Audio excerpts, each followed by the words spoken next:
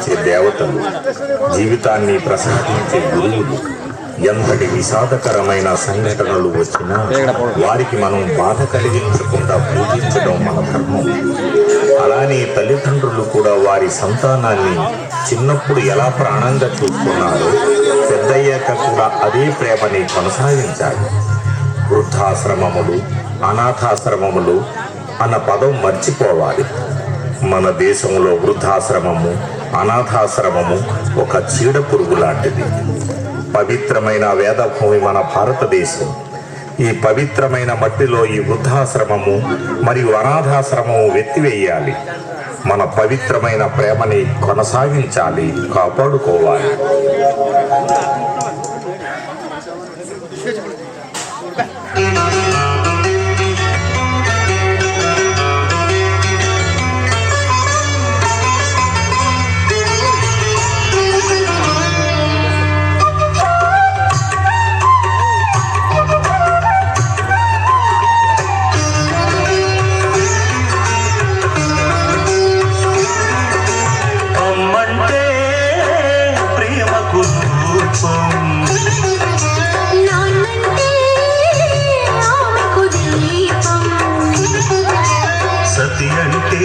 సహకారం మగడంటే మమకారం, ఇల్లు స్వర్గసీమ, ఇంటి పేరు ప్రేమ, ఇల్లు స్వర్గసీమ, ఇంటి పేరు ప్రేమ, ఎన్నటిదో అనుబంధం ఎదనిండా మకరందం, అమ్మంటే ప్రేమకు రూపం.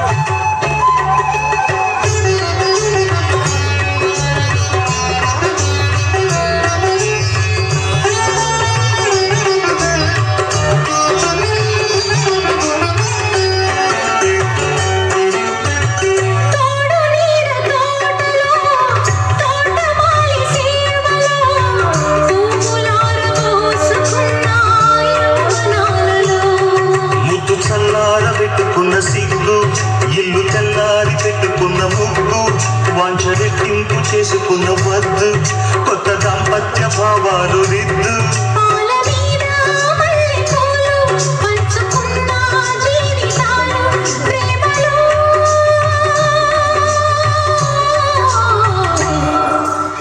ఎన్నటిదో అనుబంధం ఎదనిండా మకరందం, అమ్మంటే ప్రేమకు రూపం.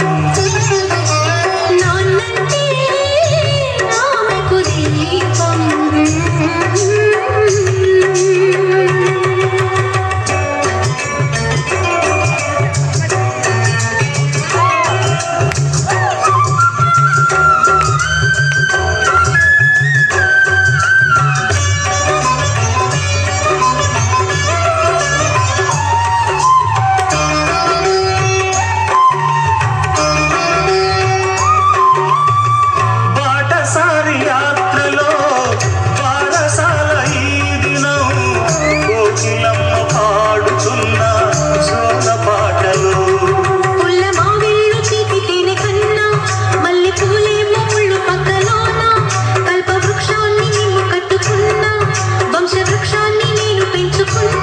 జంటలైన పావురాలు కలలు కన్నా కాపురాల జోరులో,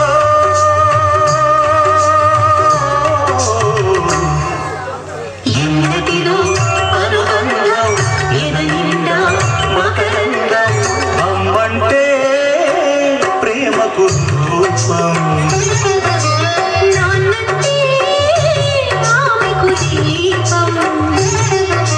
సతి అంటే సహకారం, మగడంటే మమకారం, ఇల్లు స్వర్గసీమ, ఇంటి పేరు ప్రేమ, ఇల్లు స్వర్గసీమ, ఇంటి పేరు ప్రేమ, ఎన్నటిదో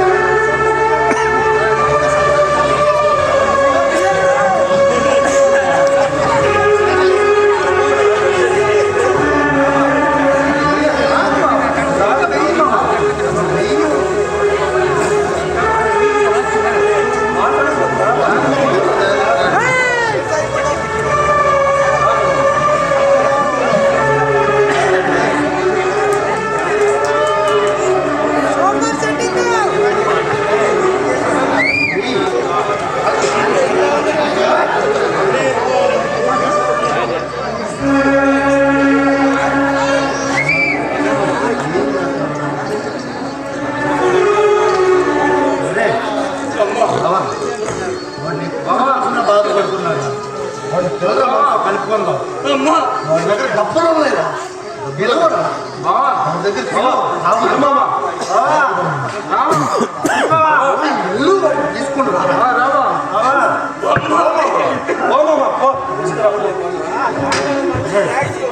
వాడికి మందు కలుపు, వాడికి మందు కలుపు.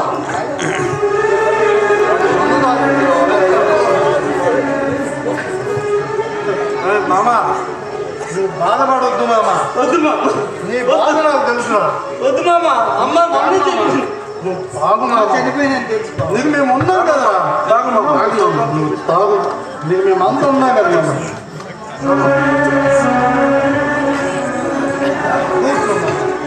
చెప్పు మామ, నీ బాధ చెప్పు.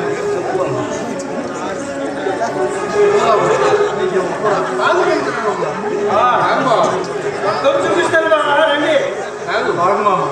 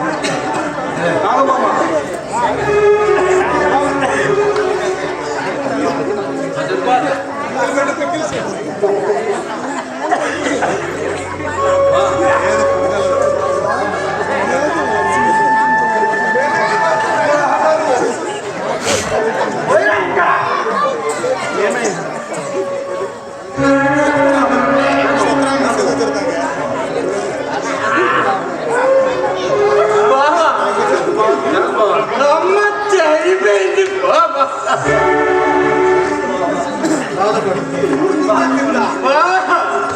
అరే మామ, చెప్పమ్మా. అరే మామ, అమ్మ చనిపోయిందిరా మామ. బాధపడి తాగితే నా ఉద్యోగమే పోయింది. అయ్యా ముందు కూడా పండు కూడా బాగుందమ్మా.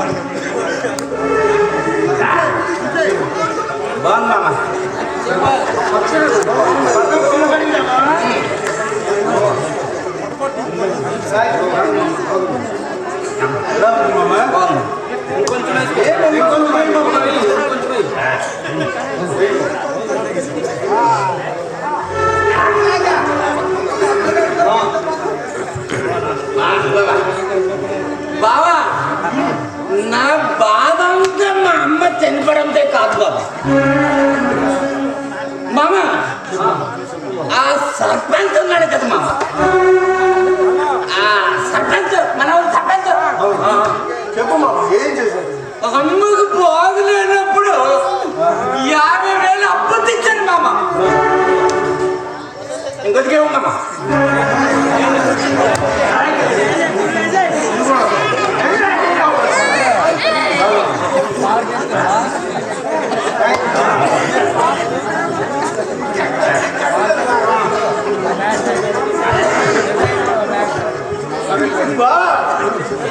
ఆ సర్పంచ్ ఏం చేశాడో తెలుసా?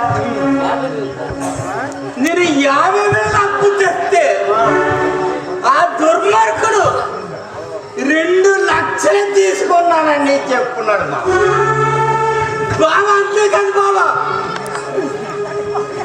ఆ సర్పంచ్ చూసారా తెచ్చాడు, వాళ్ళ అమ్మ చేయి పట్టుకున్న లాగనట, నా మీద కేసు పెట్టాడు బాబాడు. బాబా నీకు తెలియదా మా ఫ్యామిలీ ఎంత మంచి ఫ్యామిలీ తెలుసు కదా, మా నాన్న ఎంత గౌరవంగా బతుకుతుంటారో తెలుసు కదమ్మా. కానీ నేను చెయ్యి పట్టుకుని లాగినట్టు నా మీద కెరే మామ చూస్తాను మామ, నేను అంతే. భయపడుతున్నాను కానీ బాటిల్ ఇచ్చేయండి.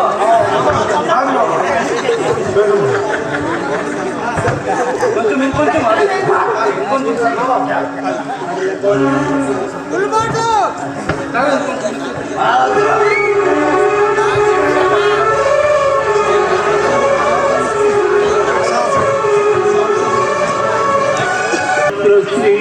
విజయోద్భూతి ధ్రువాణి తిరుమతిర్మమా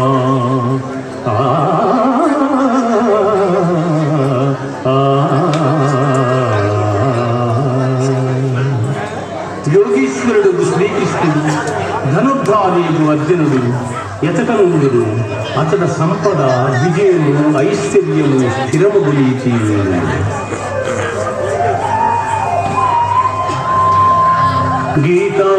గీతాశాస్త్రవిదం పుణ్యం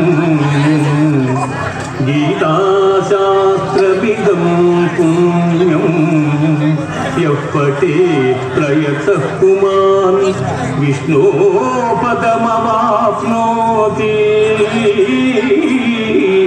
భయశోకాదివర్జితగా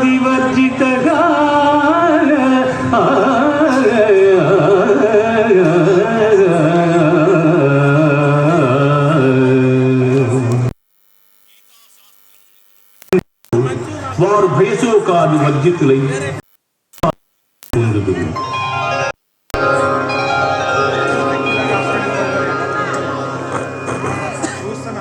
ఇది ఉపనిషత్ శాస్త్రమునందు శ్రీకృష్ణుడు అర్జునులకు ఉపదేశించిన గుణత్రయ విభాగ, పురుషోత్తమ ప్రాప్తి, దేవాసుర సంపద్విభాగ, శ్రద్ధాత్రయ విభాగ, మోక్ష సన్యాస యోగములు సర్వము సమాప్తము.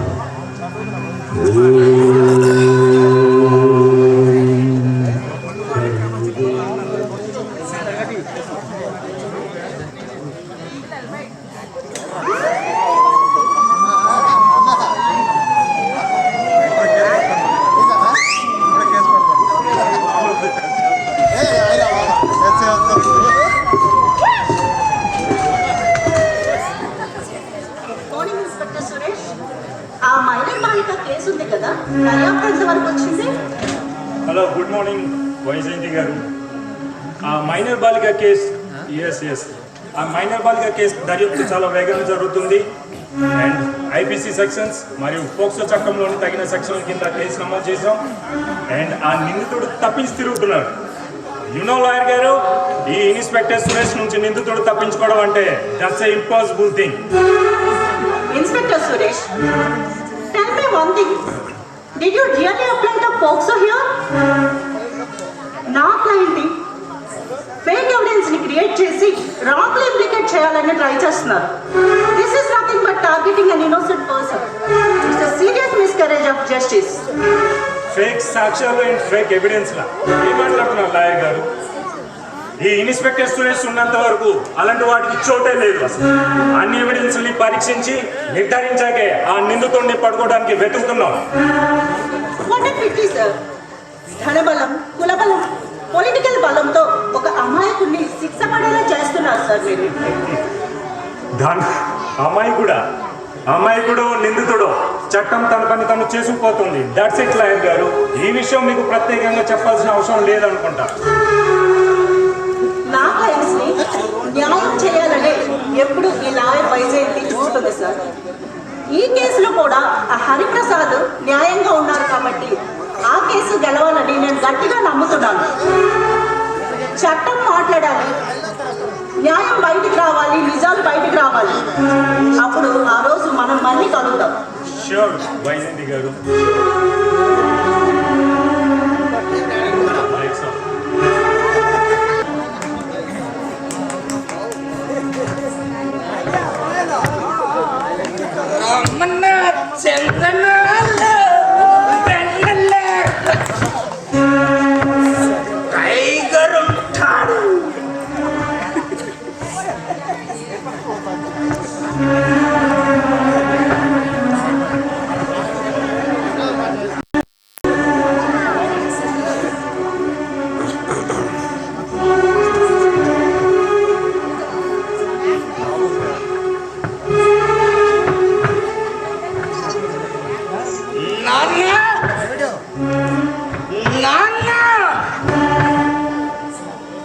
నాన్న బుద్ధి బుర్ర ఉందా లేదా నాన్న? ఏమిట్రా కొడుకు తాగుబోతేంటి, అది నేను ఎందుకు తాగాడు నువ్వేమైనా అర్థం చేసుకుంటున్నావా? చెల్లి నువ్వైనా నాన్నకి చెప్పవా? అసలు ఈ అన్నయ్య చెల్లి కోసం ఎంత బాధపడుతున్నాడో నువ్వైనా అర్థం చేసుకుంటున్నావా? లేదే. అవునులే, మీకెందుకు అర్థమవుతుంది? కనీసం నా కేసు విషయమైనా పట్టించుకుంటారా?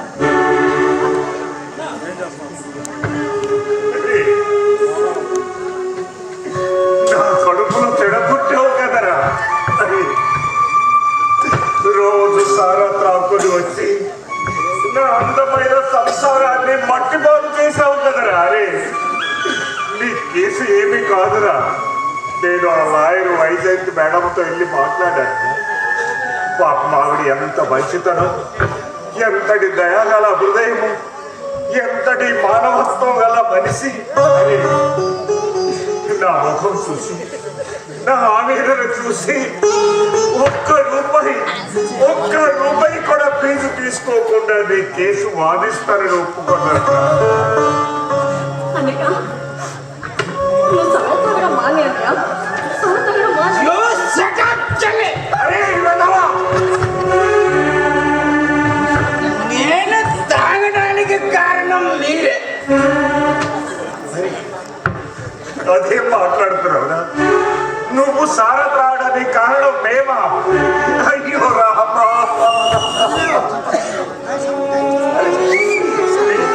నీ మతిపోయిందా ఏంట్రా? మతిపోయింది నాది కాదు నాన్న, నీ మతి.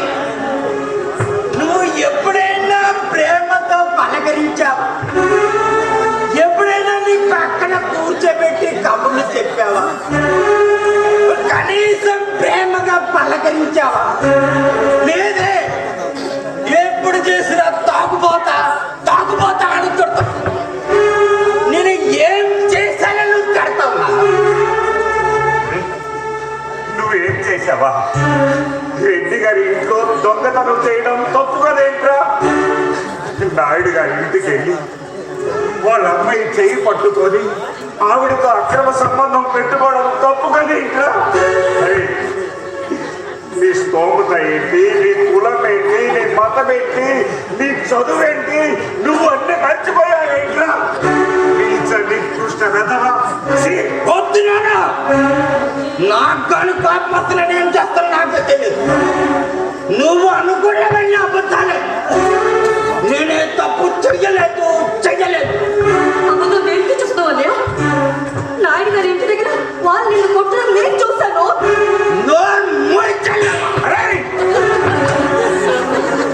పాపం చిల్లి ఏం చేసేదిరా? ఎందుకు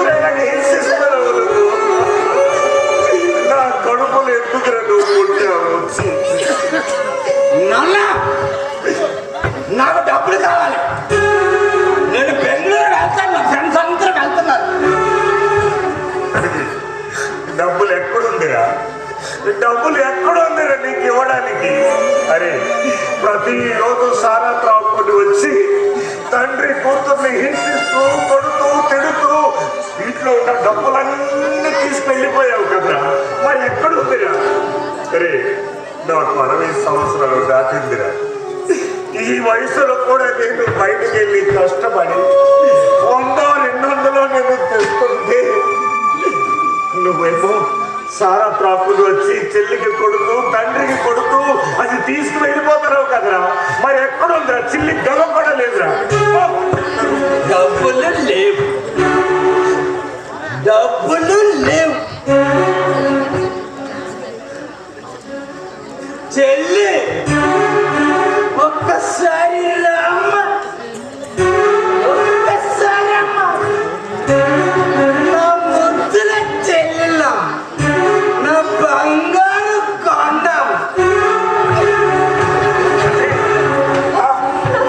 అరే వెధవా, అరే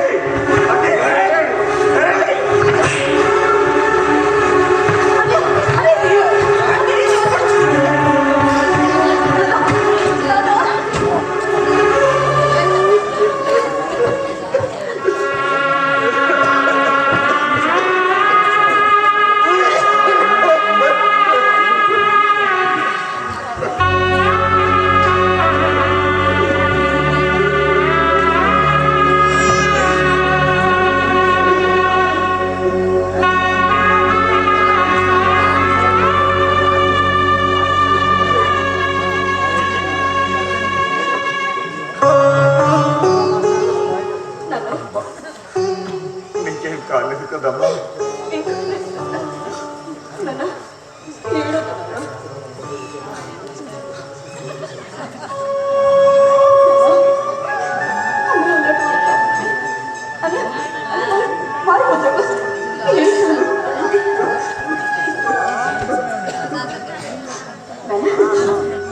కూర్చోండి, ఇంకేం కావట్లేదు. నేను మార్కెట్కి మార్కెట్కి వెళ్తావమ్మా. వెళ్ళు వెళ్ళు.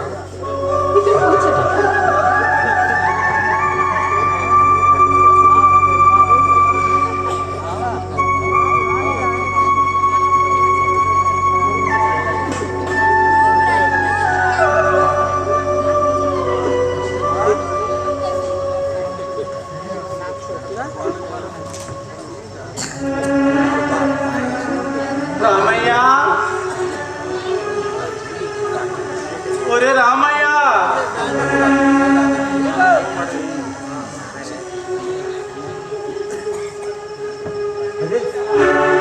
సుబ్బారావు, ఏమైందిరా? ఏమైంది గాయాలు? అని సుబ్బారావు, అరే ఏమైందిరా? ఎక్కడైనా పడ్డావా ఏంట్రా? కాదురా, అడ్డం కాదు, నా బుద్ధిమంతుడైన కొడుకు చేసే పని ఇది. ఆస్తి తొందరగా పంచమని నన్ను ఇలా కొట్టాడురా.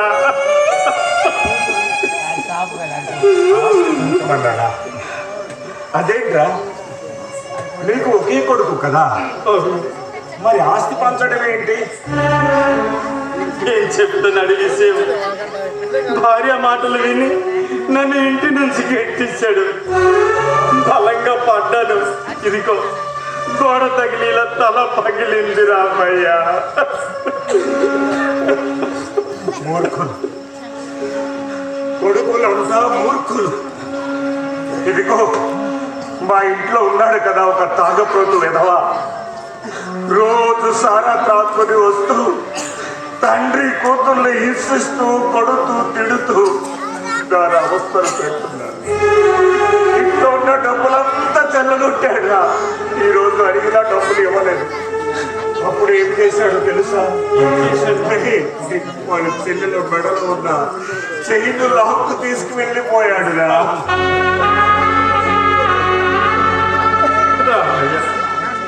మన ఇద్దరు బతుకులు ఒకటేంద్రా. ఎందుకు ఆ దేవుడు ఇలా చేస్తున్నాడు? ఎందుకు మనకి కఠినమైన శిక్ష?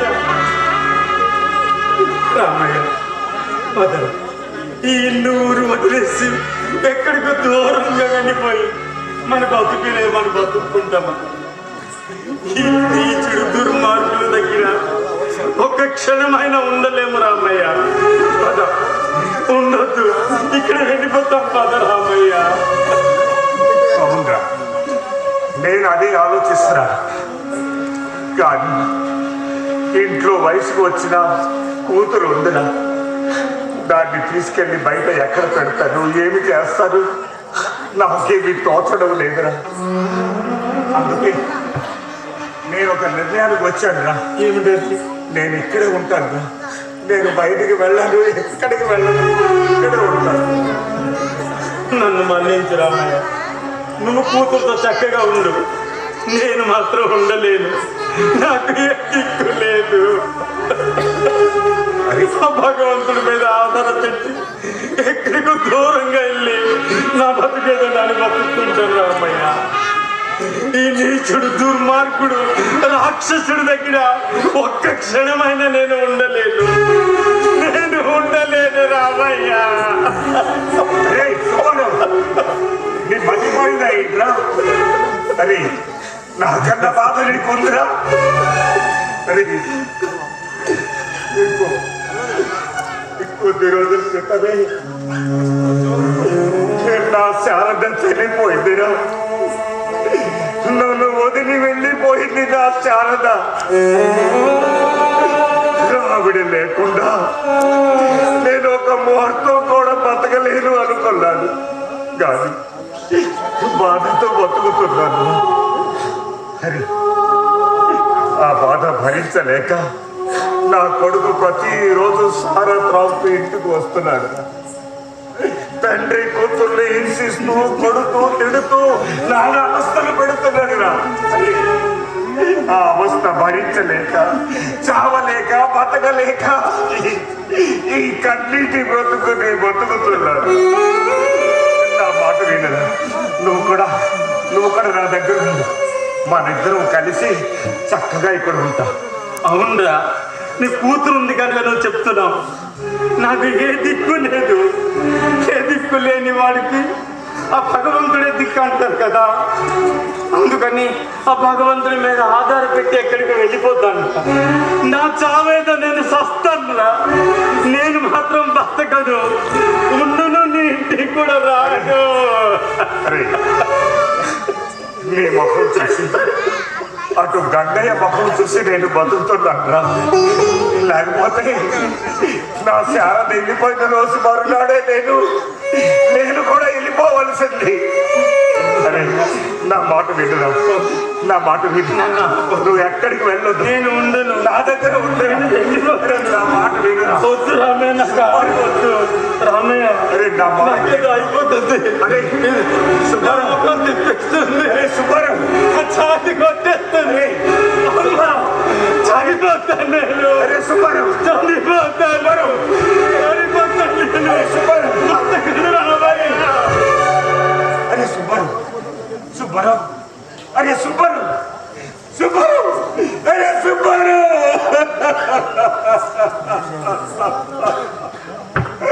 అరే సుబ్బారావు, ఎంత పని అయిందిరా సుబ్బారావు. అరే సుబ్బారావు,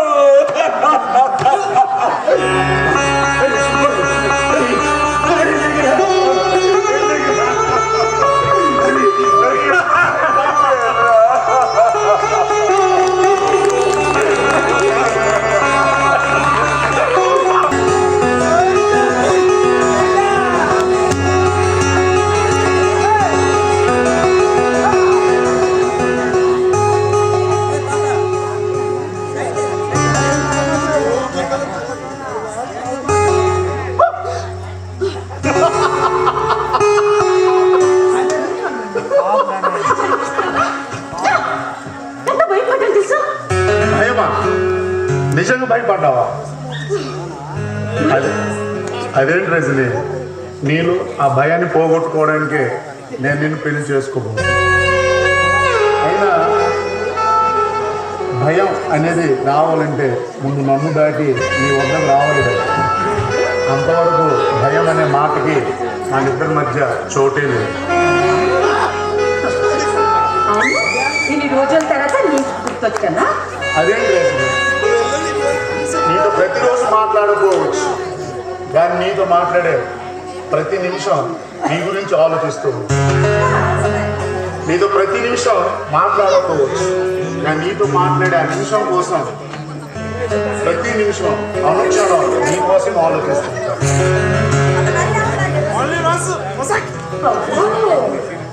నిజం లేదు, నువ్వు నమ్మకపోవచ్చు, కానీ నీవు నా జీవితంలోకి రానంత వరకు నీవెవరో తెలియదు. నువ్వు వచ్చాక నువ్వే నా జీవితం, నీ జీవితమే నా జీవితంగా భావించుకుంటాను. ఇంత అందమైన గుణవంతురాలైన అమ్మాయి నాకు భార్యగా దొరకడం నా అదృష్టం రజని. ఒకసారి ఆకాశం వైపు చూడు, చంద్రుడు కూడా మన వైపు చూసి ఆ మబ్బులోకి జారుకుంటుంది. నిజం లేదు, నమ్మడం లేదా? పూర్తి నమ్మడం లేదా? పూర్తి నమ్మడం లేదా? నిజం లేదు, నిజం. నీకోసమే నా అన్వేషణ, నీకోసమే నా నిరీక్షణ. నిన్ను చూసే ఆ క్షణం కోసం 1000 సార్లు మరణించైనా ఒక్కసారి జన్మించడానికి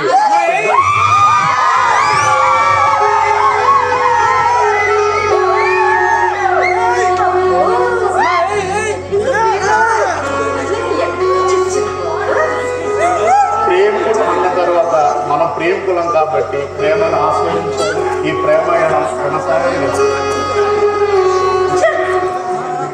రజనీ రజనీ రజనీ, ఒకసారి నా గురించి ఆలోచించు. మనది ఒక్కసారి నా వైపు ఆలోచించు. ఈ సంధ్యా సమయంలో ఈ ఏకాంత సమయంలో మన ఇద్దరం ఇలా ఒకరినొకరు ఏకాంతంగా ఉన్నప్పుడు నీకేం అనిపించట్లేదు? నిజంగా నిజంగా రింగు రింగుల జుత్తుల దానా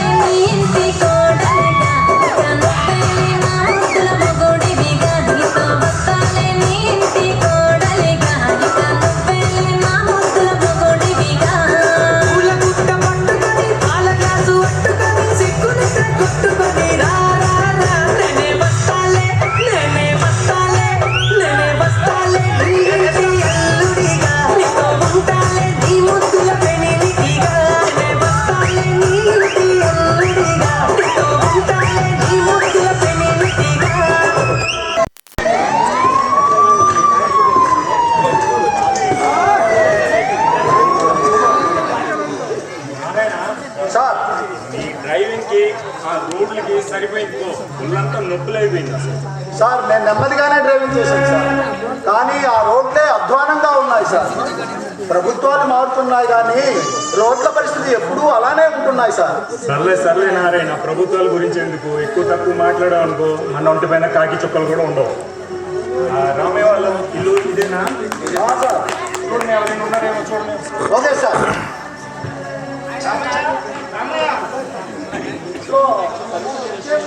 ఎవరు రామయ్య రామయ్య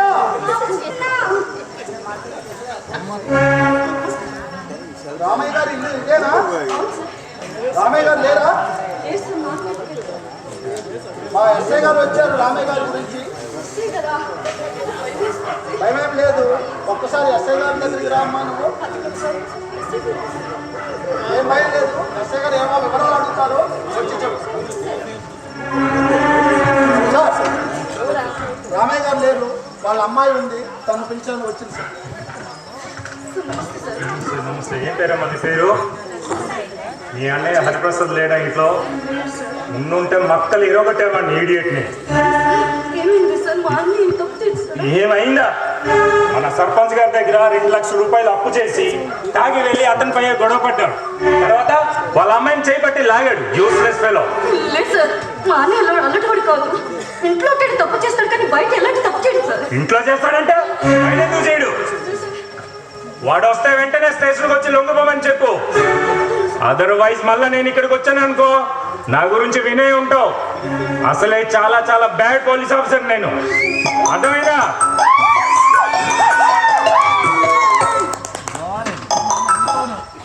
హలో, ఎక్కడ? ఎస్, ఎప్పుడు జరిగింది? అవునా? ఓకే సరే, ఆ రోడ్ అంతా బ్లాక్ చేయండి, నేను వస్తున్నాను ఇప్పుడు. ఓకేనా? సరే నారాయణ సార్ హైవే దగ్గర చిన్న యాక్సిడెంట్ ఒకటి జరిగింది, నేను అక్కడికి వెళ్తున్నాను. ఆ అమ్మాయి దగ్గర డీటెయిల్స్ అన్ని తీసుకో. తర్వాత వాళ్ళు నాన్నగారు రామయ్య గారు వచ్చిన కూడా డీటెయిల్స్ అన్ని తీసుకో. నెక్స్ట్ ఇంకొక విషయం, మన హరిప్రసాద్ ఉన్నాడు కదా, అసలు వాడు మంచివాడా చెడ్డవాడా ఏంటనేది చుట్టుపక్కల ఒకసారి ఎంక్వైరీ చేసి ఒక ఫైల్ రెడీ చేయి. తర్వాత మనం చూస్తాం. Okay sir. సరే.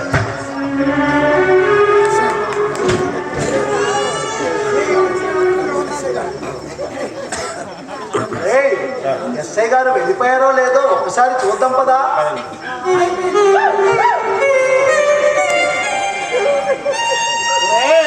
ఎస్ఐ గారు వెళ్ళిపోయారా? వెళ్ళిపోయారు సార్. మనం ఆ అమ్మాయి దగ్గరికి వెళ్ళి కావలసిన వివరాలు సేకరిద్దాం.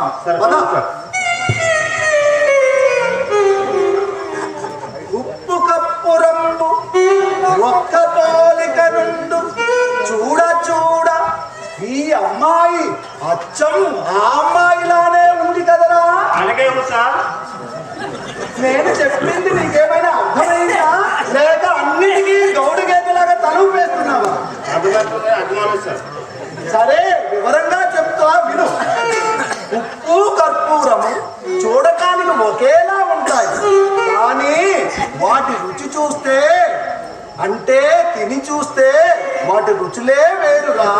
అలాగే ఈ అమ్మాయిని చూడు, ఎంత అందంగా రూపవతిలా, విద్యావతిలా, శీలవతిలా, గుణవతిలా, అప్సరసలా కనిపిస్తుంది. కానీ బాగా తరచి చూస్తే ఈ అమ్మాయి అదేరా. ఆ రోజు గుర్తుందా నీకు? నాట్యలో పట్టుబడ్డాదే ఆ నవరసాలు పలికించే పారిజాతంలా లేదు కదూ?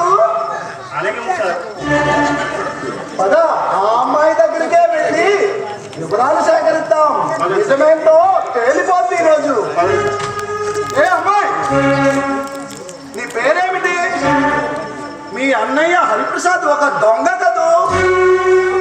అవసరానికి సర్పంచ్ గారి వద్ద డబ్బులు వాడుకొని వాళ్ళ అమ్మాయినే జరపడానికి ప్రయత్నించిన ఒక దుర్మార్గుడు కదూ? మా ఎస్ఐ గారికి దొరకకుండా తప్పించుకుంటున్నాడు. ఎన్నాళ్ళని తప్పించుకుంటాడు? మా ఎస్ఐ గారికి అసలే తెక్కుంది. దొరికాడా వాడి లెక్క సరిచేస్తాడు. మీ అన్నయ్యని ఎక్కడ దాచారు? ఏం అడిగినా ఏమీ చెప్పట్లేదు. మా ఎస్ఐ గారు అడిగినప్పుడు టకా సమాధానం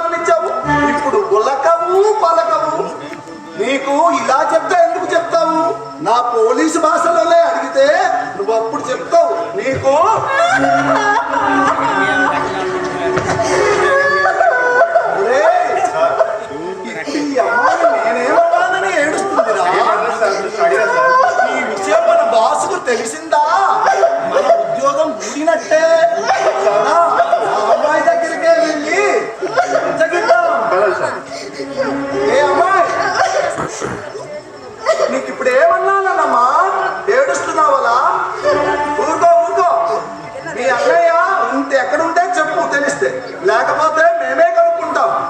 మీ ఇంటికి వచ్చిన వారికి ఈ ఏడుపులే చెప్తారా, లేకపోతే వచ్చిన వాళ్ళకి టీలు నీళ్లు ఏవే ఇచ్చే సంప్రదాయం ఏదైనా ఉందా? కాస్త టీ ఉంటే తెచ్చితేవమ్మా, తలనొప్పి వచ్చింది నీ ఏడుపు వల్ల.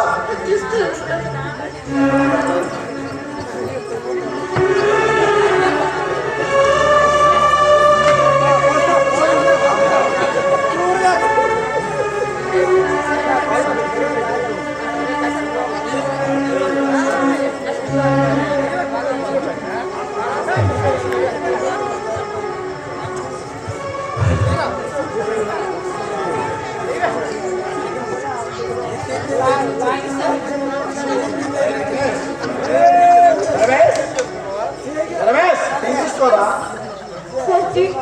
అమ్మా, నువ్వు వెళ్ళు, నేను తీస్తాను.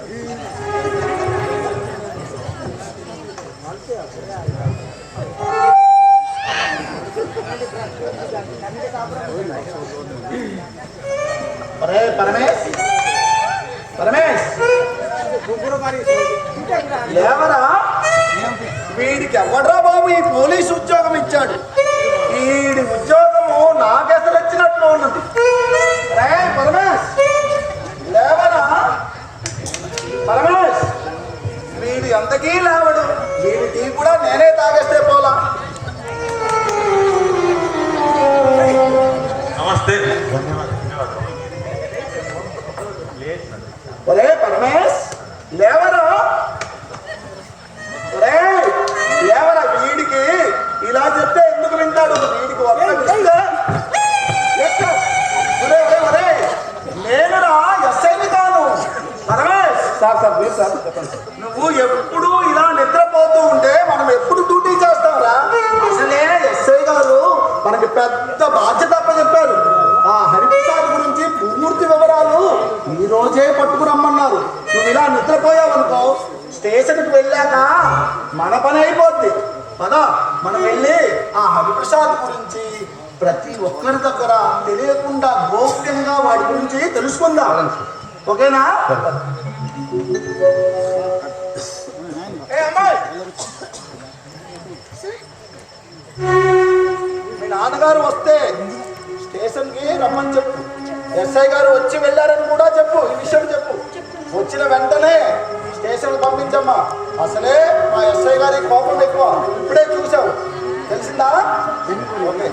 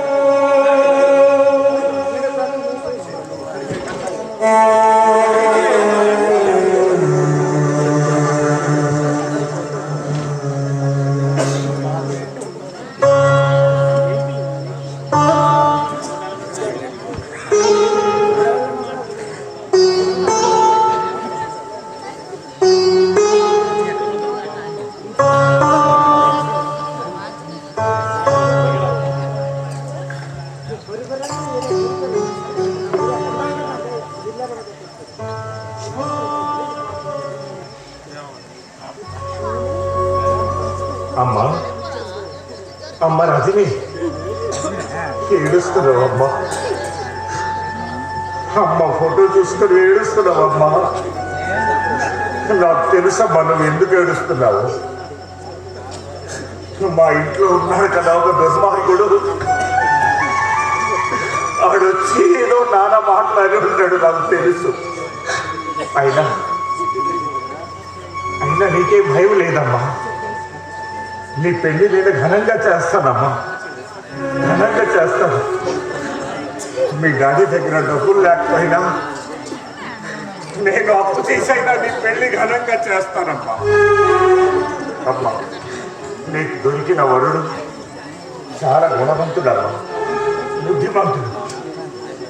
వాడు మమ్మల్ని ఆర్థిక సాయం కూడా చేస్తాడమ్మా.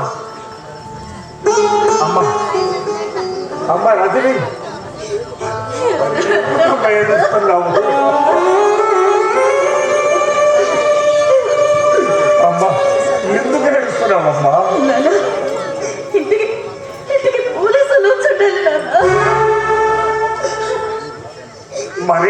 పోలీసు వాళ్ళు వచ్చారా? ఎందుకమ్మా? ఆ నాయుడు గారి ఇంటికి అన్నయ్య ఆ నాయుడు గారు అమ్మాయి చేయి పట్టుకున్నాడట. ఇంకా ఇంకా సర్పంచ్ చేస్తున్నారు. అందుకే ఆ కేసు పెట్టినారు. నాకు భయం వేస్తుంది నాన్న.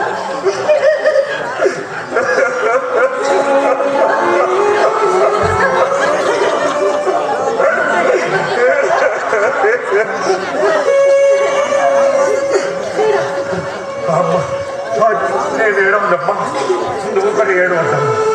అమ్మ నా మాట విను. ఇది జరగడానికి ఉంటే అది జరుగుతుంది. నువ్వు భయపడద్దమ్మా, నువ్వు భయపడదు. అడొక మూర్ఖుడు, దుర్మార్గుడు. నేనేం తప్పు చేయలేదు నాన్న. తప్పు అంతా సర్పంచ్దే. నువ్వేమి తప్పు చేయలేదా? మరి పోలీసు వాళ్ళు ఎందుకు ఇంటికి వచ్చారు? పోలీసు వాళ్ళు ఎందుకు ఇంటికి వచ్చారు? అరే పోలీసు వాళ్ళు ఎందుకు ఇంటికి వచ్చారు? వెళ్దామా?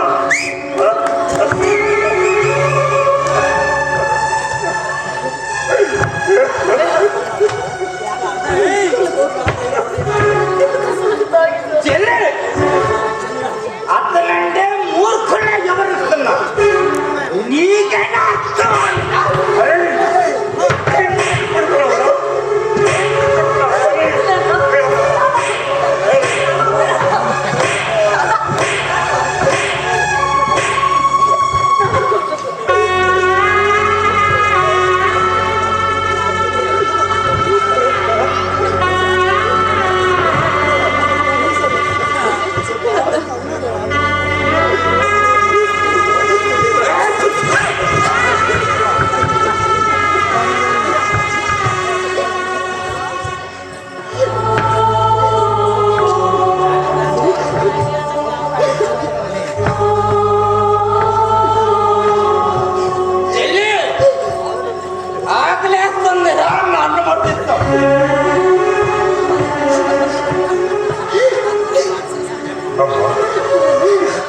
చూడమ్మా, ఈ 2 రోజులైతే ఏమి తినకుండా ఇంటికి రాకుండా చాలా తాగి అతనికి నేను చూడలేదమ్మా. అతనికి నేను చూడలేకపోతున్నాను. అన్నికి అన్నం పెట్టమ్మా. ఈ 2 రోజులైతే ఏమి తినలేదు. వెళ్ళమ్మా. మీరు కూడా రండి నాన్న, ఫోన్ చేస్తాను. నేను వెళ్ళి వైజయంతి మేడంతో మాట్లాడి వస్తానమ్మా. నేను వెళ్ళాను. అన్నయ్య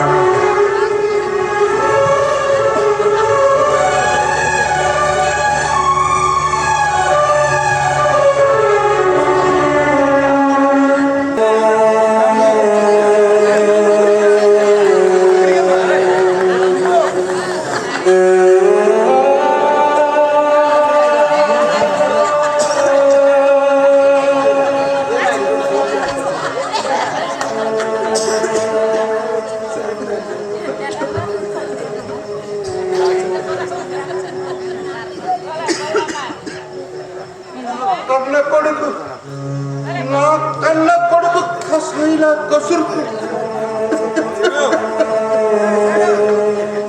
కాటికి వెళ్ళవలసిన ఈ సమయంలో ఎవరితో చెప్పను, ఎలా చెప్పను, ఎవరు చెప్పను.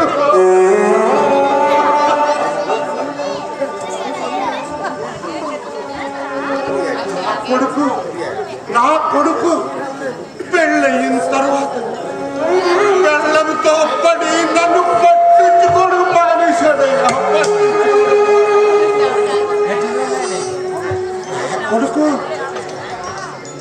డైరెక్ట్ గా నాకు తిట్టలేక ఆడి బెల్లంతో కాకి మీదో కోతి మీదో పెట్టి బెల్లంతో తిట్టిస్తున్నాడు నా కొడుకు.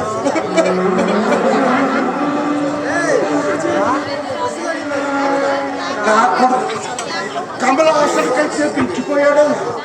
ఎంత మహానటుడో. ఇలాంటి చౌదరుడు ఉంటే లేకపోతే ఇది విన్నారా? ఇది విన్నారా? మా ఇంట్లో చిన్న కుక్క పిల్ల ఉందయ్యా. దాని పేరు టామీ అట. టామీ రా బుజ్జి కన్నా, బొమ్ముతున్న బుజ్జి కన్నా, నా ఒడిలో పాలు తాగు బుజ్జి కన్నా అని మా కోడల కుక్క పిల్లకు ఎంత ముద్దుగా పిలుస్తుందో. కానీ ఇదే మామ అరుగు మీద పెద్దలంతా కూర్చొని పట్టినన్నం కోసం గంటల తరబడి చేస్తుంటారు. రామయ్య రామయ్య భోజనం అని ఒక ముచ్చటైన పిలుపు కోసం ఈ మామ గుండె ఎంత అలాంటి వస్తుందో. నా ఎరకాడు చాలా బాగా, నా ఎరకాడ కూతురికి బ్రహ్మాండంగా పెంచాడయ్యా. బ్రహ్మాండంగా పెంచాడు. మా ఎరకాడికి కాలుకు దండం మొక్కాలయ్యా, దండం మొక్కాలి. లేదు, నాకుండే ఇద్దరు స్నేహితుల్లో రామయ్య సుబ్బయ్య ఎలా ఉన్నారో, ఎంత చక్కగా ఉన్నారు, ఏం చేస్తున్నారు. నేనైతే ఇదే పొగాబందలో గడప గడపకు తిరిగి నా బతుకు ఇది అని ఎవరికి చెప్పను. ఎవరికి చెప్పినా గుండి పొలం గల్లి అందరూ నవ్వుతారయ్యా.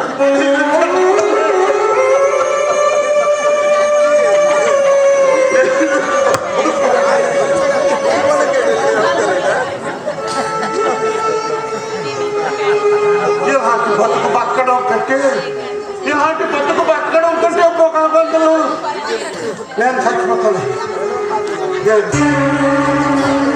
ఒరే గంగయ్య, గంగయ్య నేను వస్తున్నాను రా, ఉండ్రా. గంగయ్య ఉండ్రా, చనిపోతున్నా, వస్తున్నాను. గంగయ్య వద్దురా, వద్దు, వస్తున్నాను రా, నేను వస్తున్నాను.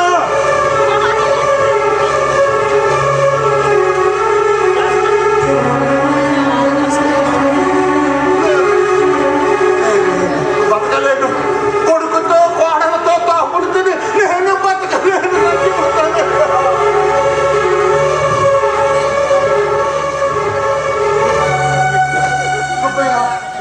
ఏంటి నువ్వు చేసే పని? నీకు బుద్ధి బుర్ర ఉందా? అసలు చనిపోయి ఏం సాధించాలనుకుంటున్నావురా?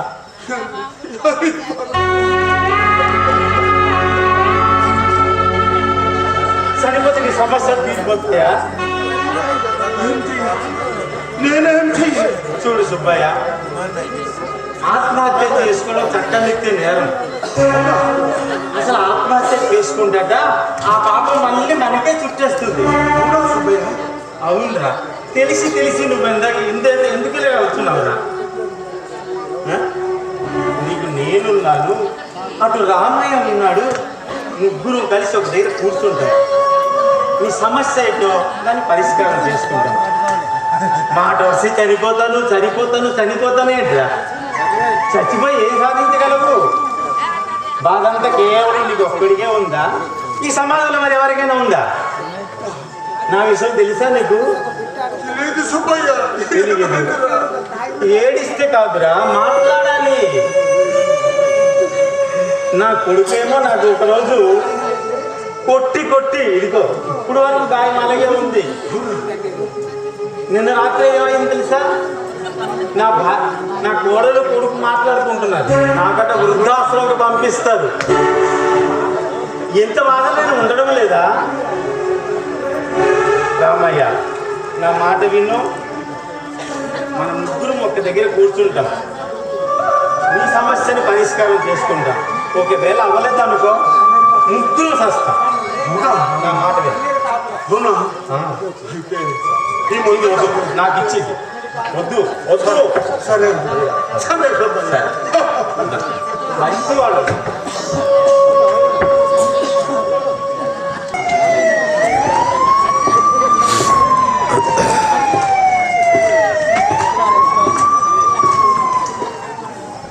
నారాయణ, హరిప్రసాద్ గురించి కనుక్కోమని చెప్పాను కదా, ఎంతవరకు వచ్చింది ఆ విషయం? మీరు చెప్పినట్లే ఆ ఊరికి వెళ్ళాం సార్. వాళ్ళ బంధువులకు స్నేహితులతో కలిసి హరిప్రసాద్ గురించి వాకప్ చేశారు. హరిప్రసాద్ ఒక సంప్రదాయ కుటుంబం నుండి వచ్చిన ఒక సాధారణ వ్యక్తి సార్, ఒక విద్యావంతుడు కూడా. అయితే వారి అమ్మగారి అనారోగ్యం వల్ల 50,000 రూపాయల రొక్కం ఆ సర్పంచ్ గారు వారి వద్ద నుండి అప్పుగా తీసుకున్నారు. 50,000 2 లక్షలు కదా అక్కడ రాస్తుంది. లేదు సార్, 50,000 రూపాయలు. నాకు ఆ 50,000 రూపాయల అప్పును సాకుగా చూపి తన రాజకీయ ప్రాబల్యం కోసం ఆ సర్పంచ్ హరిప్రసాద్ను పావుగా వాడుకోవాలనుకున్నాడు. కానీ విద్యావంతుడైన హరిప్రసాద్ దాన్ని ఎదిరించాడు. ఆయన మాటను లెక్క చేయలేదు. దాంతో తన మీద కసి పెంచుకుని అన్యాయంగా ఈ కేసులో ఇరికించాడని తెలిసింది సార్. నారాయణ, నువ్వు నీకు తెలిసి చెప్తున్నావా లేకపోతే తెలుసుకుని చెప్తున్నావా? లేదు సార్, నేను ఇది చాలా గోప్యంగా సేకరించిన వివరాలు. అంతేకాదు సార్, విద్యాధివంతుడైన హరిప్రసాద్ తన దానాన్ని నిశ్చయిక లేకుండా తాగుడుకు అలవాటు పడిపోయి తాగుబోతుగా ఈ సమాజంలో చిత్రీకరింపబడ్డాడు సార్. తన జీవితాన్నే కన్నీటి బ్రతుకుగా చేసుకున్నాడు సార్. ఏదేమైనా సరే నారాయణ, చట్ట ప్రకారం చర్యలు ఉంటాయి. అండ్ ఇద్దరు విచారణలు విచారిద్దాం, దర్యాప్తాన్ని చేసుకొని తుది నిర్ణయం తీసుకుందాం. అప్పుడే న్యాయం జరుగుతుంది. సరేనా? Okay sir. Let's go.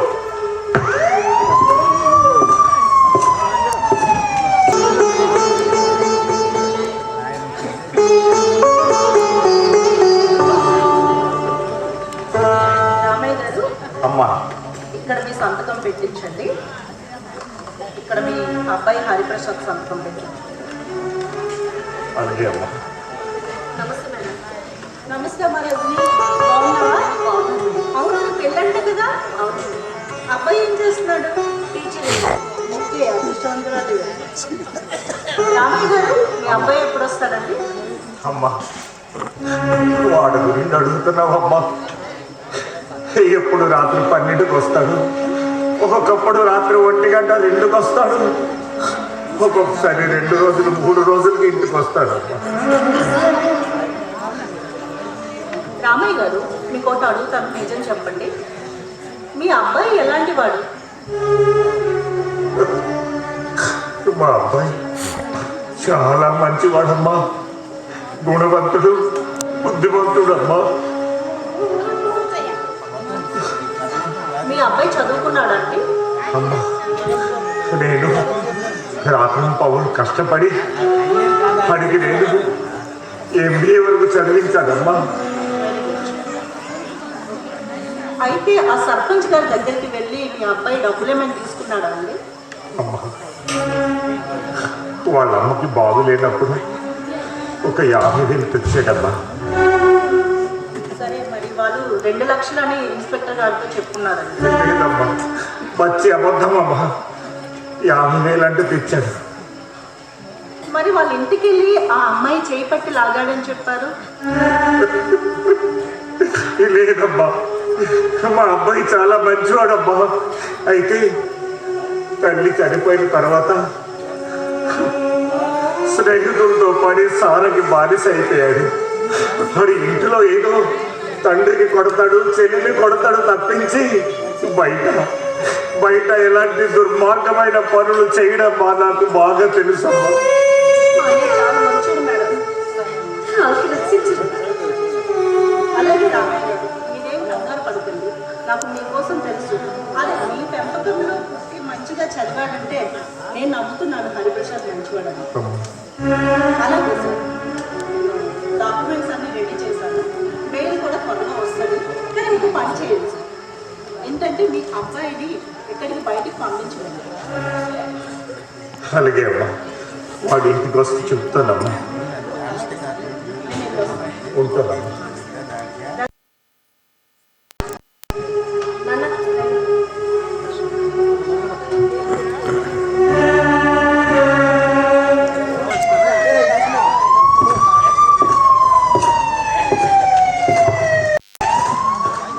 Inspector Suresh, good morning. Hello, Vaijayanti Vaijayanti garu, very good morning. What a pleasant surprise, madam. Whatever I say, you always stand against me in every matter, whatever it is. I know that is your duty, but sometimes you fell an unrealistic path like a traveler who has lost their way. Well said, Inspector Garu. Not only lawyers who take this type of path, sometimes the sincere and dedicated police officers like you also step into the same situations. Because of our government, which provides us full freedom to every individual. But remember, lawyer Vaijayanti garu, you will not able to protect this criminal at this moment. However, I will arrest him and take him to the jail, and no one will be able to stop this Inspector Suresh. Okay, Inspector Garu, I will always welcome you. Me duty meer cheyandi, and I will do my duty. And I never create any obstacles in your way. Okay lawyer గారు, మీ మాటల్లో భావం నేను అర్థం చేసుకోగలను. ఎంతైనా మీరు criminal lawyer కదా, criminal లాగే ఆలోచిస్తుంటా. Stop it, Inspector Garu. నేను మనిషిని, నాకంటూ ఒక ఫ్యామిలీ ఉంది, నాకంటూ ఒక రెస్పాన్సిబిలిటీస్ ఉన్నాయి. అండ్ ఏదైనా ఒక విషయాన్ని కరెక్ట్గా ఆలోచించి కరెక్ట్గా అనలైజ్ చేయకపోతే కానీ ఈ లాయర్ వైజయంతి ఏ కేసు అయినా టేకప్ చేయదు సార్. ఆ రామయ్య గారి అబ్బాయి హరిప్రసాద్ ఉన్నాడు కదా, వాడు ఒక తాగుపోతు.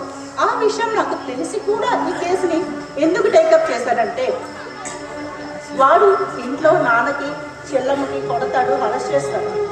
బట్ ఎప్పుడు బయట ఎవరిని ఏ హాని చేయలేదు సార్. మరి సర్పంచ్ గారి దగ్గర 2 లక్షల రూపాయలు చెల్లెలి పెళ్లి కొరకై అప్పు చేసి టైంకి డబ్బులు ఇవ్వకపోగా తాగి వెళ్ళి అతనితోనే గొడవ పడ్డాడు. తర్వాత వాళ్ళ అమ్మాయిని చేపట్టి లాగాడు. అసలే ఆ అమ్మాయి మైనర్. ఇవన్నీ మీకు క్రైమ్ లా కనబడడం లేదా? వాళ్ళు అసలే 354 సెక్షన్ కింద కేసులు నమోదు చేశారు. ఇవన్నీ మీరు సమర్థిస్తారా లాయర్ గారు? ఇన్స్పెక్టర్ గారు, వాళ్ళు ధనిక వర్గం సార్. డబ్బున్న మనుషులు ఏదనుకుంటే అది చేయగలరు. అది తీసుకుంది 50,000 మాత్రమే, కానీ 2 లక్షలని చెప్తున్నారు. ఆ సర్పంచ్ గారు కూడా మీరు అనుకున్నంత అంత మంచి మనిషి కాదు సార్. వాళ్ళు ఏదనుకుంటే అది చేస్తారు. మీకు తెలియదు ఏముంది సార్? ఏదేమైనా సరే వాడికి అరెస్ట్ చేయగా తప్పదు లాయర్ గారు. అసలే ఆ అమ్మాయి మైనర్. అసలు విషయం ఏంటంటే లాయర్ గారు, ఇక్కడ ఆ అమ్మాయి మైనరో మేజర్ అని కాదు. ప్రపంచంలో ఏ అమ్మాయినా సరే ఆ అమ్మాయి అనుమతి లేకుండా ఆ అమ్మాయి చేయి పట్టి లాగడం, టీచ్ చేయడం వంటివి చేస్తే చాలా పెద్ద నేరం కింద పరిగణించాల్సి వస్తుంది. అలాంటి వాళ్ళు వాడు ఎక్కడ ఉన్నా సరే వాడికి తెచ్చి జైలు వేసి శిక్ష పడేలా చేస్తాడు ఈ ఇన్స్పెక్టర్ సురేష్. సరైన సాక్ష్యాలు లేకుండా మీరు కేసు ఫైల్ చేసి ఎలా సార్ అరెస్ట్ చేస్తారు? అదేంటి లాయర్ గారు, మర్చిపోయారే ఏంటి? అక్కడ 4 ప్రత్యక్ష సాక్షులు ఉన్నారు. అది కాదు సార్, అసలు అక్కడ ఏం జరగలేదు. అసలు హరిప్రసాద్ తీసుకుంది వాళ్ళ అమ్మగారికి బాగాలేనప్పుడు 50,000 మాత్రమే. ఇంకా 50,000 తప్ప 2 లక్షలని చెప్తున్నారు వాళ్ళు. అండ్ ఏ అమ్మాయిని వాడు చేపట్టి లాగడం కానీ ఎలాంటివి చేయలేదు సార్. వాళ్ళు చెప్పినవన్నీ అబద్ధాలు, కల్పితాలు. వాళ్ళు ఏం చెప్తున్నారు, అసలు డబ్బున్న మనుషులు ఏం చెప్పినా అదే నిజమని నమ్ముతుంది మన సొసైటీ. ఏదేమైనా సరే వాడికి అరెస్ట్ చేయక తప్పదు లాయర్ గారు. కానీ నాకు ఒక్క విషయం అర్థం కావడం లేదు, మీరు వీళ్ళని ఇంతలా నమ్ముతున్నారేంటి? ఏదేమైనా సరే వాడికి అరెస్ట్ చేయక తప్పదు. కానీ ఒక్క విషయం లాయర్ గారు, ఒక్కొక్క కేసు విషయం ఈ ఎవిడెన్స్లను సాక్ష్యాలను బట్టి కేసుని క్లోజ్ చేయలేము మనం. సో ఒకటి బాగా డీప్గా ఇన్వెస్టిగేషన్ చేసిన తర్వాత అసలు ఏం చేయాలనేది అర్థమవుతుంది. నాకు ఎగ్జాక్ట్లీ ఈ కేసు విషయంలో కూడా అదే జరిగింది. ఈ కేసు విషయంలో ఇన్వెస్టిగేషన్ చేస్తూ అసలు ఈ హరిప్రసాద్ అనేవాడు 100% చెడ్డోడు కాదని అర్థమైంది. అలాగని ఆ సర్పంచ్ కూడా 100%కి 100% మంచోడు కూడా కాదు. సో అందుకే ఈ విషయంలో, ఈ కేసు విషయంలో మీకు చిన్న హెల్ప్ చేద్దాం అని చెప్పి డిసైడ్ అయ్యాను లాయర్ గారు. మన హరిప్రసాద్ వాళ్ళు నాన్నగారు రామయ్య గారు ఉన్నారు కదా, వాళ్ళకి మన సర్పంచ్ గారి దగ్గరికి పంపించి ఏదో ఒకటి చేసి ఆ కేసుని విత్డ్రా చేయించండి. తర్వాత మీరు ఆ యాంటిసిపేటెడ్ బెయిల్ తెచ్చుకొని కోర్టులో సబ్మిట్ చేస్తే చాలు, ఆడు సేఫ్. మిగతా విషయాన్ని నేను చూసుకుంటాను. అలాగే సార్, నేను ఇప్పుడే వెళ్ళి రామయ్య గారితో మాట్లాడి సర్పంచ్ గారి దగ్గరికి పంపిస్తాను. ఎప్పుడైనా సార్ పోలీస్ ఆఫీసర్గా మీరు, ఒక లాయర్గా నేను న్యాయం కోసం పనిచేయాల్సిందే. నిజం బయటకు రావాల్సిందే, న్యాయం గెలవాల్సిందే. Thank you so much. మీరు చెప్పింది కరెక్టే లాయర్ గారు. ఈ కాకి చొక్క వేసుకుంది న్యాయం చట్టం కంట్రోల్లో పెట్టుకోవడానికి. సో మా ప్రయత్నం కూడా ఈ చట్టంలో ఒక 10 మంది దోషులు తప్పించుకున్నా పర్లేదేమో కానీ ఒక్క నిర్దోషి కూడా శిక్ష పడకూడదు. అదే ఈ inspector Suresh Moto.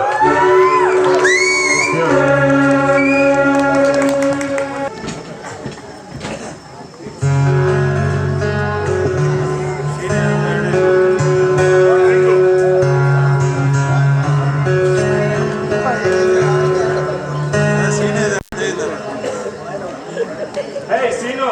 Hi hi Suresh. What a surprise, man. I don't know.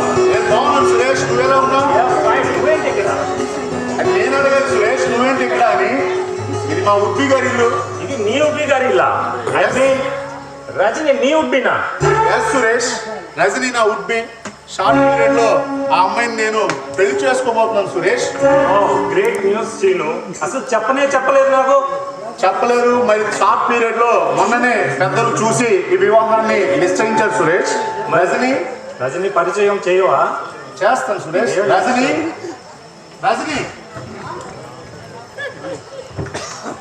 ఇతనెవరో తెలుసా? SI calls. రజని ఇతను నా బెస్ట్ ఫ్రెండ్, నా క్లాస్మేట్, నా ప్రాణ స్నేహితుడు, నిగర్వి, స్నేహశీలి. ఇటువంటి ఫ్రెండ్ ఉన్నందుకు నేను గర్వపడుతుంటాను రజని. Is my soulmate. నా బెస్ట్ ఫ్రెండ్ సురేష్ ఇన్స్పెక్టర్ అయ్యాడు, అందుకు నేను చాలా సంతోషిస్తుంటాను రజని. సురేష్ ఎలా ఉంది మా జోడి? యా సూపర్ నైస్ జోడీ. చూడడానికి చూడముచ్చటగా ఉన్నారు. మేట్ ఫర్ ఈచ్ అదర్ లాగా. I congratulate you both of you. Happy married life. Thank you Suresh. Rajani ఇలా okay, very good. Thank you Suresh. Thank you Rajani. Thank you. Srinu, yes Suresh. నీకు అన్ని విషయాలు తెలిసే మ్యారేజ్ చేసుకుంటున్నావు కదా? అవును. వాళ్ళ బ్రదర్ గురించి తెలుసా లేదా? వారి బ్రదర్ మా బావమరిది హరిప్రసాద్ మంచివాడే కానీ తాగుబోతు సురేష్. అరే తాగుబోతు అయితే పర్లేదురా, కానీ ఓ పెద్ద దుర్మార్గుడు కూడా. కాదు సురేష్, తాగుబోతాన్ని నేను నమ్ముతాను తప్ప దుర్మార్గుడు అని నేను నమ్మలేను సురేష్. అరే మంచివాడో దుర్మార్గుడో వాళ్ళు చేసే నిజాయితీ పనుల మీద ఆధారపడి ఉంటుంది సీను. క్రమశిక్షణగా ఉంటూ తోటి వారిని గౌరవిస్తూ అందరితో ప్రేమగా ఉండి అందరికీ సహాయం చేస్తూ వాడి బాధ్యతని సక్రమంగా నిర్వహించేవాడు మంచోడు. మరి ఎప్పుడు స్వార్థం, కోపం, అత్యాచారం, నిస్వార్థతో నిండుండి తోటి వారిని అగౌరవించడం అండ్ సాటి వారిని అసభ్యంగా ప్రవర్తించడం, మందు తాగి రోడ్ల పైన తిరిగి కనిపించే ప్రతి అమ్మాయి చేయి పట్టి లాగడం వంటివి చేస్తే వాడిని దుర్మార్గుడే అంటారు సీన్. అసలు మీ బామర్ది దేనికి చెందినవాడో నీ విజ్ఞాతిగా వదిలేస్తున్నావు. సురేష్ మీరు చెప్పేది నిజమే కావచ్చు, కానీ ఏ మనిషి కూడా పుట్టిన వెంటనే వీడి మంచివాడిగానో దుర్మార్గుడుగానో పుట్టరు సురేష్. వారు పెరిగిన వాతావరణం, వారు తీసుకున్న నిర్ణయాలు బట్టి వీడు మంచివాడు వీడు చెడ్డవాడు అంటారు తప్ప పుట్టిన వెంటనే వీడు మంచివాడు వీడు చెడ్డవాడని ఎవరు అనరు సురేష్. కొంతమంది మన వెనకనే ఉండి మంచివారిలో నటిస్తూ మన గొంతునే కోస్తారు సురేష్. యాక్చువల్గా నిజం చెప్పుకోవాలంటే ఈ హరిప్రసాద్ ఎంతో ప్రేమగా పెంచినటువంటి తల్లి చనిపోయింది. స్వార్థం కోసం ఈ సమాజంలోని రాజకీయ నాయకులు అతన్ని ఉపయోగించి లేనిపోని కేసులు పెట్టి అతన్ని జైల్లో పెట్టి ఇరికించారు సురేష్. అంతేగాని ఎట్టి పరిస్థితుల్లో ఆడు తాగుపోతుంటే ఒప్పుకుంటాను కానీ దుర్మార్గుడైతే కాదు అని నా అభిప్రాయం సురేష్. సరే సీను, ఓకే లీవ్ ఇట్. మీ బామర్ది గురించి మాట్లాడుకున్నా అంటే వాడికి స్టేషన్ పట్టుకొని రా ఒకసారి, అక్కడ కూర్చొని అన్ని విషయాలు మాట్లాడుకున్నాం. Okay Suresh, thank you. ఇప్పుడు చెప్పు, అసలు నువ్వు ఎక్కడ ఉంటున్నావు, ఏం చేస్తున్నావు, నీ విషయం గురించి చెప్పు అసలు. సురేష్ నేను ZPHS మనసులో టీచర్గా పనిచేస్తున్నాను సురేష్. ఓకే, ఇంకా మొన్ననే ట్రాన్స్ఫర్ పైన కొత్తపల్లి వెళ్ళాను సురేష్. ఈ పొట్ట అంతలో పెంచావు సురేష్. పొట్ట ఈ పట్ట అన్ని ఒకటే సురేష్. అరే అయినా మన ఫ్రెండ్స్ అందరూ కాంటాక్ట్ ఉన్నారా లేదా నీకు అసలు? యూ మీన్ మన ఫ్రెండ్స్? నాకైతే ప్రస్తుతానికి ఎవరు లేదు సురేష్ కాంటాక్ట్ లో. అరే మన చిన్నప్పుడు ఫ్రెండ్ మన్మథ గారు కాంటాక్ట్ ఉన్నాడా లేడా? మన్మథ అంటే యూ మీన్ చెడ్డి దోస్? అత్త రుక్మంగరావు. ఇప్పుడు లావణ్య కోటలు హెచ్చంగా పని చేస్తారు సురేష్. ఇప్పుడు లావణ్య కోటలు హెచ్చంగా పని చేస్తున్నారు మా అబ్బాయి. మన ఫ్రెండ్ సురేష్ లేడా? లేదు సురేష్, నా కాంటాక్ట్ లేదు. అరే ఆడు పెళ్లికి ముందు రోజుకు ఒక్కసారైనా కాల్ చేసేవాడు, వారానికి ఒక్కసారైనా కలిసేవాడు రా. పెళ్ళయ్యాక ఈ అమ్మ సంవత్సరం అయింది, ఒక కాల్ లేదు, మీటింగ్ లేదు, ఏమీ లేదు అసలు. పెళ్ళయ్యాక నువ్వు కూడా మారిపోవు కదా. లేదు సురేష్, లేదు లేదు. మా కాబోయే ఆవిడ రజని అలాంటి అమ్మాయి కాదు. పెళ్లికి ముందు ఇలానే ఉంటాను, పెళ్లి తర్వాత కూడా అలానే ఉంటాను సురేష్, ఒకేలా ఉంటాను. సరే ఎలాగో పెళ్లి నీ దగ్గరలో ఉంది కాబట్టి మా ఫ్రెండ్స్ అందరినీ ఫోన్ చేసి గ్యాదర్ చేయి, మంచిగా గెట్ టుగెదర్ చేద్దాం, సరేనా? Okay Suresh, okay, thank you. Okay Suresh,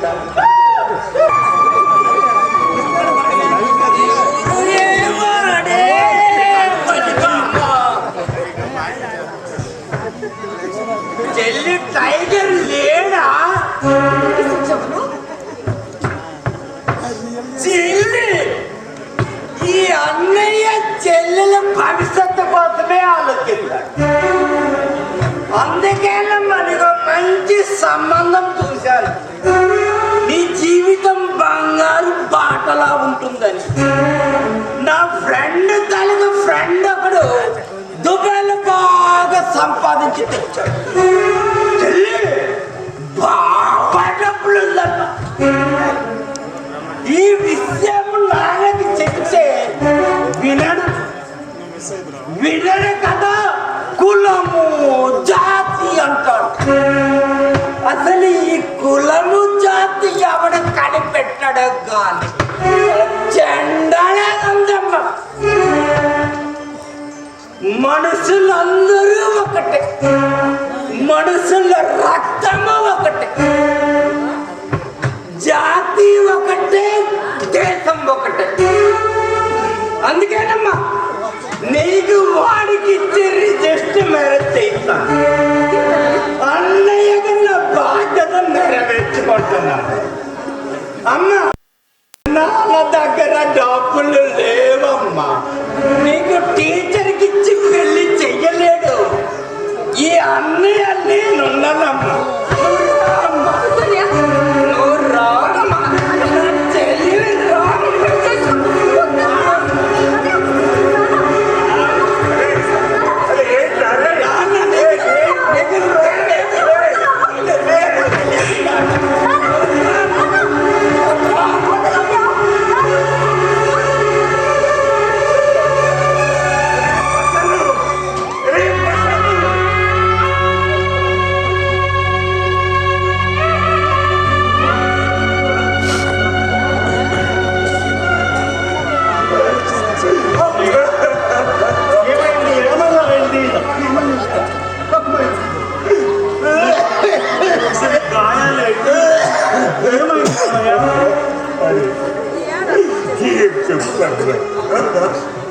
నా బాధ చూస్తారా? మా ఇంట్లో ఉన్నాడు కదా ఒక దుర్మార్గుడు. నేనట రజని పెళ్లి చేయించలేదు. ఏదో దుబాయ్ వాడికి నేను పెళ్లి చేయిస్తానని రాత్రికి లాక్కు తీసి వెళ్ళిపోయాడు.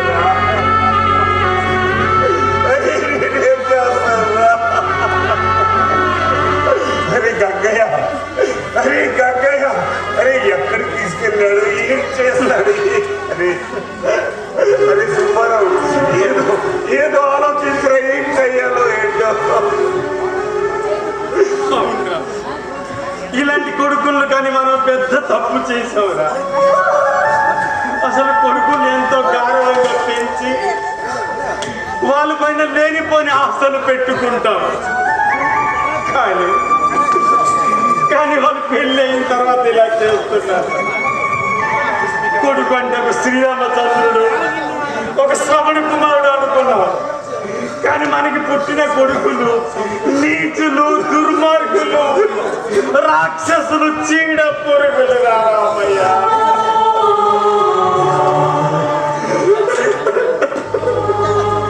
రామయ్య భగవంతుడైన కొడుకు ఏం చేశాడో తెలుసా? ఏం చేశాడు? నా చేత బలవంతంగా సంతకం పెట్టించి ఉన్న గుడిసెని అన్ని వేశాడురా. ఆ డబ్బులు ఏం చేశాడో ఏమో తెలియదు. ఇల్లు లేక వాకిలి లేక దిక్కు దిక్కులని ఏడుస్తూ నీ దగ్గరికి వచ్చాడు.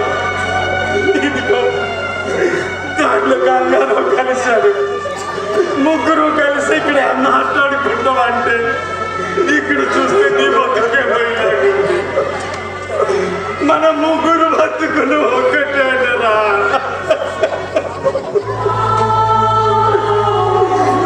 అందరు బతుకులు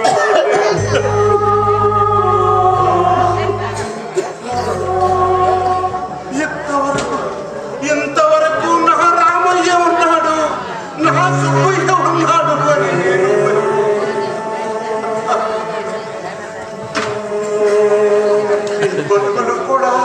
మీ బతుకులు కూడా ఇంతేనా రామయ్య?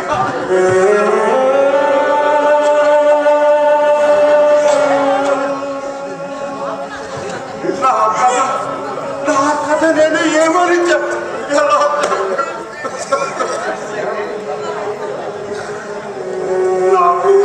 నాకు ముగ్గురు బిడ్డలున్నారయ్యా. ఒక పూట తిని ఒక పూట తినక పేదరికములో నా తండ్రి నాకు ఉన్నత చదువులు చదివించడానికి ప్రైవేట్ స్కూల్లో జాయిన్ చేశానయ్య. బ్రహ్మాండంగా చదివారు, పెళ్ళిళ్ళయ్యాయి, పెద్దవాళ్ళయ్యారు. పిల్లలు వచ్చాక అండాలు నాటి నా బిడ్డలు గడ్డాలు వచ్చి పెద్దవాళ్ళైపోయారయ్యా. నన్ను నా నాడి పట్టించుకోవడం బానేసరి పోనీ అలాగ పళ్ళు అర్థకెళ్ళి ఆ పోలైకే దూరడు మాటలు నా కష్టం చెప్తాననుకుంటే ఆడు నవ్వుతాడయ్యా. అదే ఆ మోని గారికైనా చెబుతామా అని అంటే చక్కర సరుకులు వచ్చి పోషకులు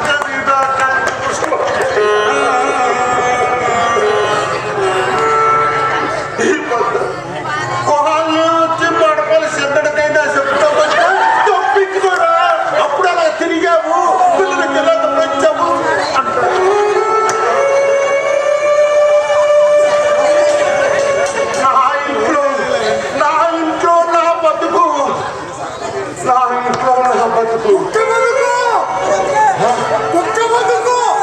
ఇంట్లో నా బ్రతుకు కుక్క బతుకు అయిపోయిందా రామయ్య?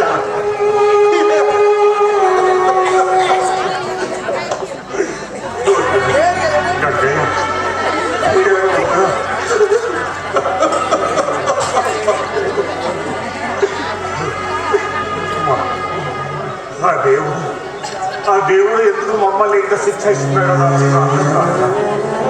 సరే, మనం కొడుకులు కనడమే మన తప్ప, నాకేం అర్థం కాదురా. కాదు, అసలు ఏ జన్మలో ఏ పాపం చేసావురా? ఈ జన్మలో ఈ నరక యాత్ర అనుభవిస్తున్నావు.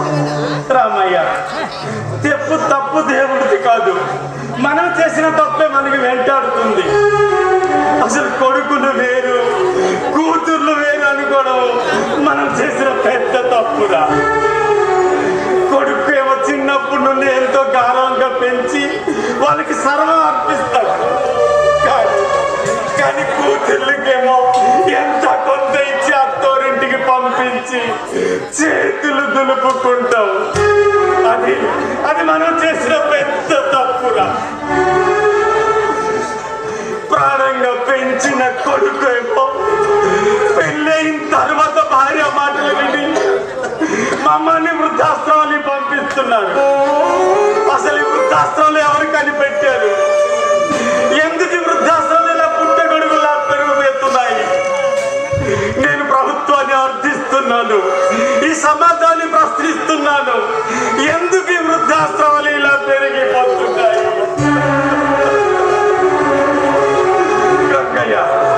మన దేశం అంటే గొప్ప దేశం అని, మన దేశం అభివృద్ధి చెందిన దేశం అని అంటారు.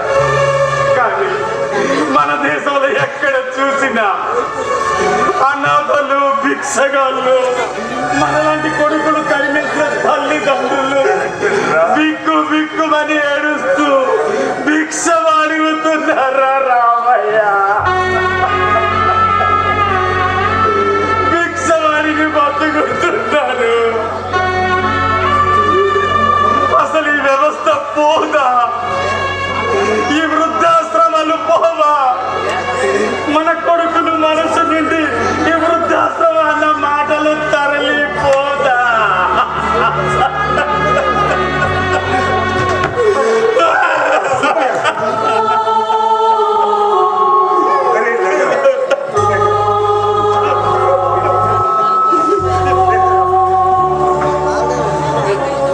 ఎందుకురా ఈ ఆవేశం?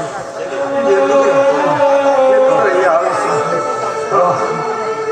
అమ్మయ్యా, నేను ఆవేశంలో మర్చిపోయాను. ఆ నీచుడు ఏం చేశాడా నీ కూతురికి? ఎక్కడికి తీసుకుని వెళ్ళారా? పదండి పదండి, ముగ్గురేది ముట్టుకుందా? పదండి పదండి.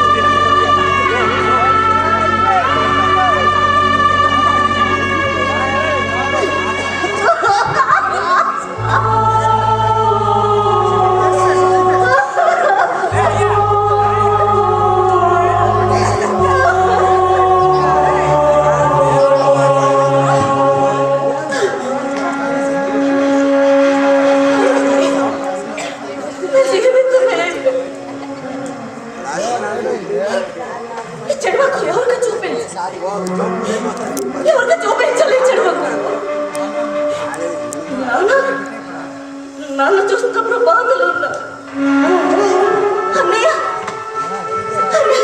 తాగుబోతులతో కలిసి తాగుబోతుడైపోయాడు.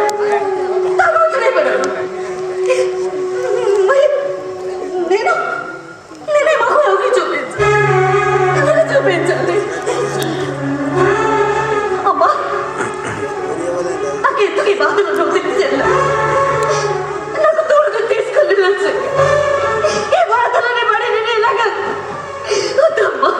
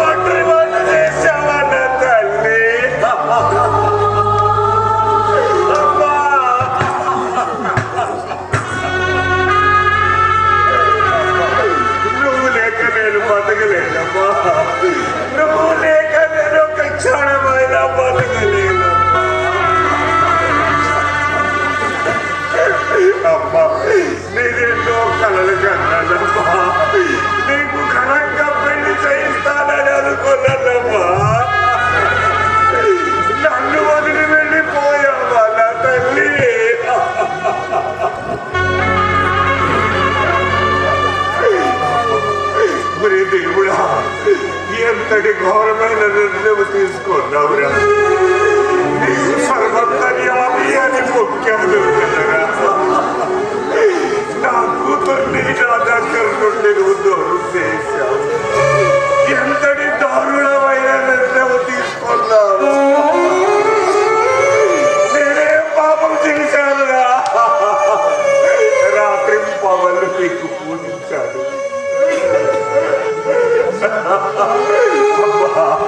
నేను ఎలా బతుకుతానమ్మా, నేను ఎలా బతుకుతానమ్మా.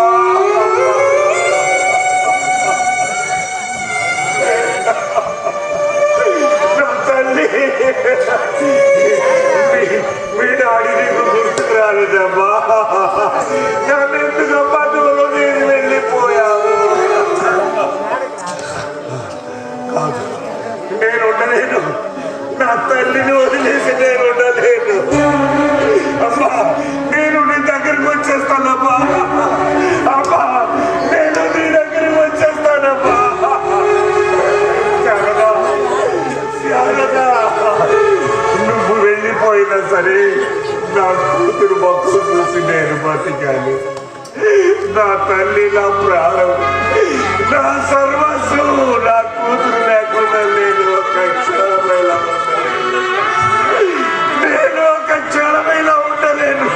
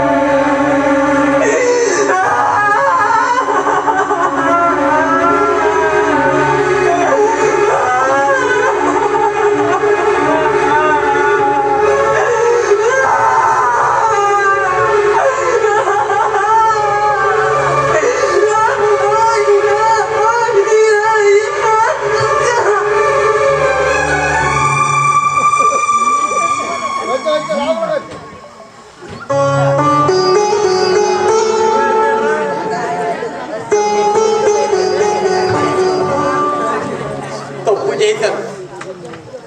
జీవితంలో చాలా పెద్ద తప్పు చేశాను. బంగారు లాంటి చెల్లిని నాన్నగారేమి చూస్తా.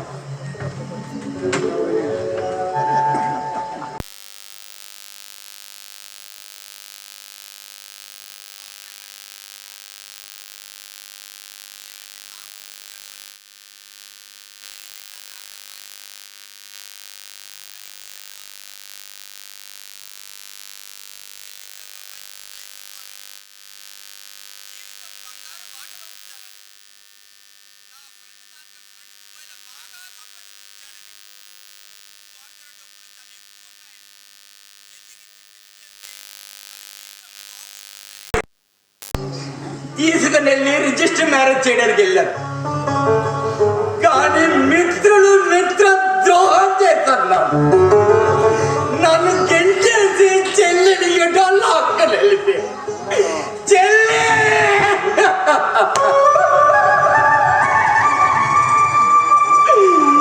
చెల్లి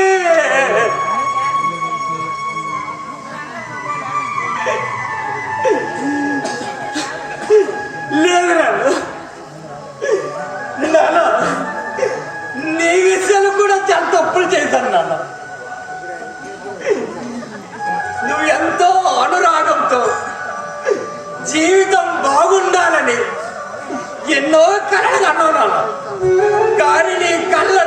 అగ్గిపాలు చేసిన దరిద్రులను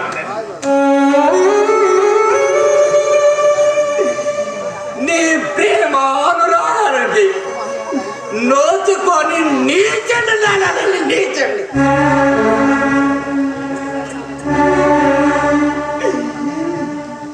నిన్ను సమాజంలో తలెత్తుకోకుండా చేసిన దుర్మార్గుడిని నేను. చాలా చెప్పి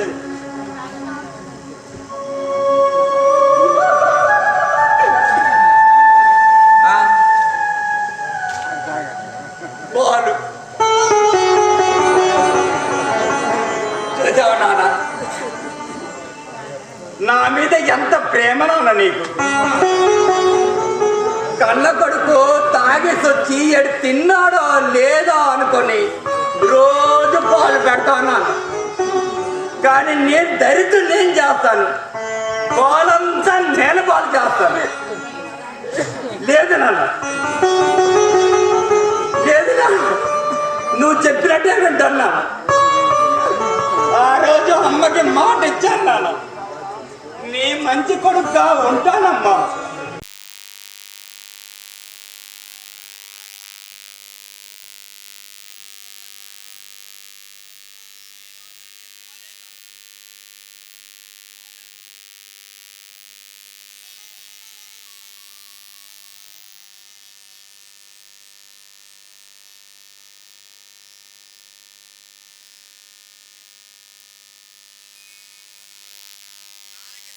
మంచి పేరు సంపాదిస్తాను. ఈ హరిప్రసాద్ అంటే నాన్న తలెత్తుకుని చేసేట్టు చేస్తాను. నిజంగా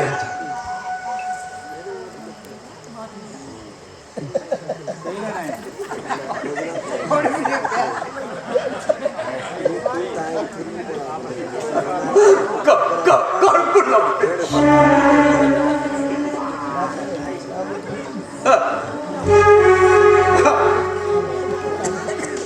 నొప్పి,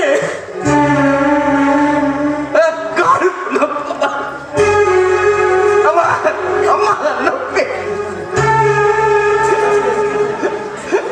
అమ్మా